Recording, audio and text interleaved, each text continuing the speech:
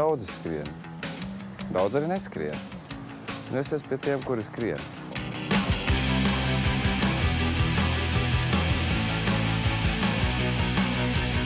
Šogad beidzot esmu nolēmis piepildīt sen kāroto sapni nošeit 42 kilometrus.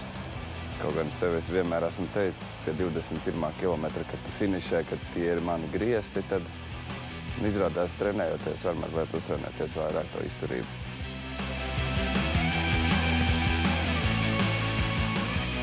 Pirmkārt, tev ir treniņu programma, tev ir profesionāls treneris, es skrienu šajā mans pirmais maratons tīmā, komandā, un tev ir pirmkārt savs nedēļas uzdevums, kas tev ir jāveic. Un neskatoties uz to, kas notiek laukā, šis rīts man ir brīvs, un tad 3 stundas es esmu atradis savā grafikā, kur es varu pavadīt skrienot.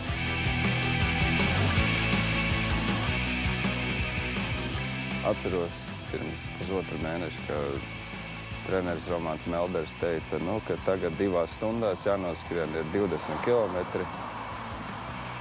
Es laikam noskrēju 22, bet es domāju, ka es nomiršu, jo tā sajūta bija tāda ārprāts, un vēl tikpat ir jāskrien, to taču nekad nevar izdarīt.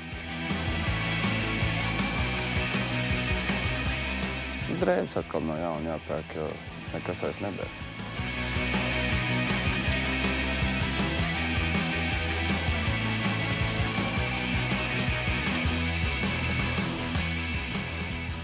Vienreiz dzīvē jau tas ir jāiztērē, es tā domāju. Check, done.